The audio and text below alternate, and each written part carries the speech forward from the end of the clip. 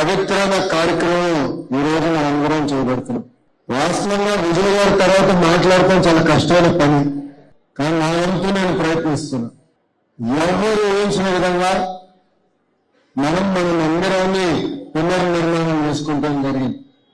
నేను ఎన్నోసార్లు మన గ్రామానికి వచ్చినా, చర్చికి వచ్చినా, గుడికి వెళ్ళినా నేను ఒకటే చెప్తా, దేవుడు మనకి పరీక్షలు పెడతాడు. ఒక్కొక్క కుటుంబానికి ఒక్కొక్క రకమైన పరీక్ష పెడతాడు. కానీ ఆ పరీక్ష జయించే శక్తి కూడా దేవుడు మనకి ఇస్తాం జరుగుతుంది. క్రిస్మస్ జరిగినప్పుడు కూడా నేను అందరినీ కోరాను, ఒక్కొక్కరిని మనం ఆదుకోవాలి. మన ఇంటి పక్కన ఉన్నవారిని మనం ఆదుకున్నాం, మన వీధిలో ఉన్నవారిని ఆదుకున్నాం. మనకి ఇంక ఎక్కువ శక్తి ఉంటే మన గ్రామంలో ఉన్న వారిని ఆదుకుని వాళ్ళకి అండగా నిలబడాల్సిన బాధ్యత మనందరిపైన ఉందని ఆనాడు చెప్పాం. దేవుడు దేవుడు అలానే నాకు అవకాశం ఇచ్చాడు. మీ మందిరం పునర్నిర్మాణంలో నేను కూడా భాగస్వామ్య అవకాశం దేవుడు నాకు కల్పించాడు. శంకుస్థాపనకి నన్ను రమ్మంటే నేను రానని చెప్పిన. ఆనాడు కండిషన్ పెట్టిన, సంవత్సరం లోపల పూర్తి చేస్తేనే రిబ్బన్ కట్టించి నేను వస్తాను. ఏ పని చేసినా ఒక సంకల్పం, ఒక పట్టుదలతో మనం చేయాలి. కాలం ఉంది కదా అని ఎక్కువ సమయం తీసుకుంటాం కాదు. ఒకటి అనుకుంటే మన మనసులో ఒక పని పడితే, ఒక పరీక్ష వచ్చినా అది ఎట్లా సాధించాలి, ఎట్లా పూర్తి చేయాలి, ఆ శక్తి మనలో ఉంది. చేసి చూపించండి. కరెక్ట్ గా క్యాలెండర్ మారే లోపల రిబ్బన్ కటింగ్ నన్ను పిలవమని వాళ్ళు కోరటం జరిగింది. నా కోరిక మేరకు ఈ పునర్నిర్మాణ కమిటీ ఏదైతే అద్భుతంగా ఈ రోజు మనం మందిరం కట్టారో వాళ్ళకి సభా తరపున నా హృదయపూర్వక ధన్యవాదాలు నేను తెలియజేసుకుంటున్నాను. ఇది ఒక ఉదాహరణ. మనందరూ గుర్తుపెట్టుకోవాలి. పరీక్షలు ఉంటాయి, భయపడకూడదు. ఈరోజు సమాజంలో మనందరూ ఎక్కువ భయపడుతున్నాం. పిల్లల్ని కూడా చూస్తున్నా, ఒక ఎగ్జామ్ లో తక్కువ మార్కులు వస్తేనే అధైర్యపడుతున్నారు. అవసరం లేదు, ఇదొక పరీక్ష. మనకి పరీక్ష పెట్టాడు దేవుడు. ఆ పరీక్ష మనం సాధించాలని మనందరూ సంకల్పంతో ఉండాలి. తల్లి 2019లో మీరు ఎదుర్కొంటున్న సమస్యలు నేను అర్థం చేసుకోలేకపోయా. నేనేంటో మీకు అర్థం వల్ల ఓటమి కాలయా. కానీ నేను భయపడలా. బాధ అనేది సహజమే, నాకు బాధ కలిగింది, నేను మనిషినే. కానీ రెండో రోజు నుంచి పని చేశా, కసితో పని చేశా.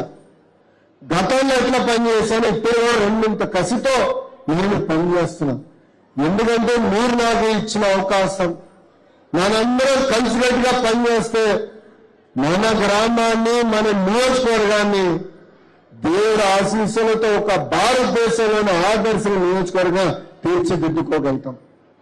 అందుకే రండి, కలిసికట్టుగా అభివృద్ధి చేసుకుందాం. కులాలు వేరవచ్చు, మతాలు వేరవచ్చు, కానీ నేను అందరినీ కోరేది ఒకటే, చల్లగా హాయిగా కలిసికట్టుగా మనందరం ముందరికి వెళ్ళాలి. కష్టాలు ఉంటాయి, కలిసికట్టుగా ఆ కష్టాలను కూడా జయించడానికి ఈ సభాముఖం మిమ్మల్ని అందరూ కోరుకుంటూ, ఒక మాటలో చెప్పాలంటే నేను ఈరోజు ఆశ్చర్యపోయా. మందిరంలోకి అడుగుపెట్టిన గురించి పాస్టర్ గారు చెప్పా, ఎంత అద్భుతంగా మీరు నిర్మించారు. చెక్క పనులు కానీ, పాలిషింగ్తో సహా గ్రనైట్ కానీ ఒక అద్భుతంగా మీరు నిర్మించారు. ఆనాడు పెద్దల్ని కోరా, కనీసం 100 సంవత్సరాలు ఉండేలాగా మందిరం నిర్మించాలని ఆనాడు కోరాను. 100వ గారు మీరు కట్టిన కట్టుడు చూస్తుంటే 200 సంవత్సరాలైనా మన మందిరం ఇట్లనే అద్భుతంగా ఉండాలి, సమాజానికి ఒక దారి చూపించాలని పెద్దలందరూ కోరుకుంటూ, నాకింత అద్భుతమైన అవకాశం ఇచ్చిన మీ అందరికీ పేరు పేరున నా హృదయపూర్వక ధన్యవాదాలు తెలుపుకుంటూ మీ అందరి గురించి సెలవు తీసుకుంటున్నా. అందరికీ నమస్కారం. శాశ్వతమైన ప్రేమతో మనల్ని ప్రేమిస్తున్న తండ్రి, ఈ ఘనమైన మహోన్నతమైన నామమును స్తుతిస్తూ ఉన్నాం. ఈ దేశము 77వ గణతంత్ర దినోత్సవాన్ని ఎంతో వైభవంగా జరుపుకుంటూ ఉంది. 140 కోట్ల ఈ దేశ ప్రజలందరి కొరకై మిమ్మల్ని మహిమపరుస్తూ ఉన్నాం. ఎంతో సంక్లిష్ట పరిస్థితుల్లో ఉన్నప్పుడు నాయన తండ్రి, మా ముఖ్యమంత్రి వర్యులను మీరు జ్ఞాపకం చేసుకున్నారు. వారి గురించి క్రైస్తవ సమాజం ప్రార్థించినప్పుడు వారికి ఇచ్చిన విడుదలను బట్టి మీకు వందనాలు. ఈ సమాజాన్ని ఎంతో చక్కగా అర్థం చేసుకుంటున్న మంత్రివర్యులు శ్రీ నారా లోకేష్ గారి కొరకై వందనాలు.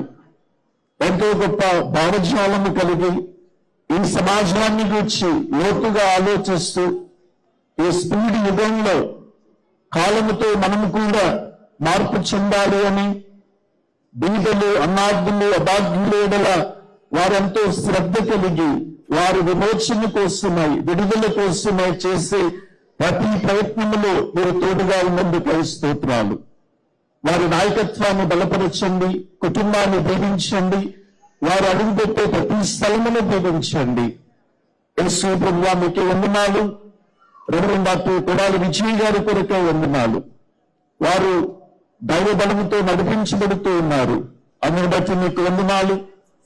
క్రైస్తవుల అనేక సమస్యలను మంత్రి గారి దృష్టికి తీసుకుని వెళుతూ వారు విడుదల కోసమే ప్రయత్నిస్తున్నారు.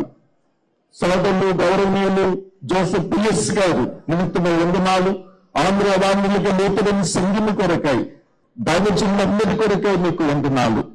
వీరి నాయకత్వమును బలపరచుమని ఈ సమయంలో వారిని అభిషేకిస్తూ ఉండగా ఆకాశము నుండి మీ దీవెనలు అనుగ్రహించి ఆరోగ్యము, క్షేమము, భద్రత, సకల దీవెనలు అనుగ్రహించుమని ఆత్మకూరు గ్రామమంతటిని దీవించండి. ఈ దేవాలయ మహోత్సవంలో పాల్గొన్న ఒక్కొక్కరిని, ప్రతి ఒక్కరిని దీవించండి. సోదరులు చిరంజీవి గారి కొరకే వందనాలు. ప్రభు వారికి ఇచ్చిన బాధ్యతల కొరకే వందనాలు.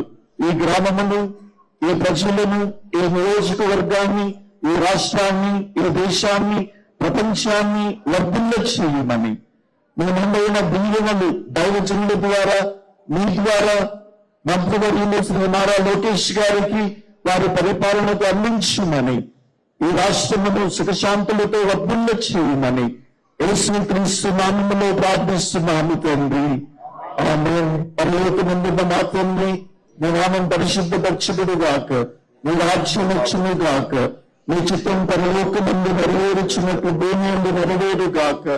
మా ఎడల అపరాధం చేసిన వారిని మేము క్షమించిన ప్రకారం అపరాధములను క్షమించుము. మమ్మల్ని శోధనలోనికి తేక దృష్టి నుండి తప్పించుము. రాజ్యము, శక్తి, మహిమయు నిరంతరము నీవేన్నవి.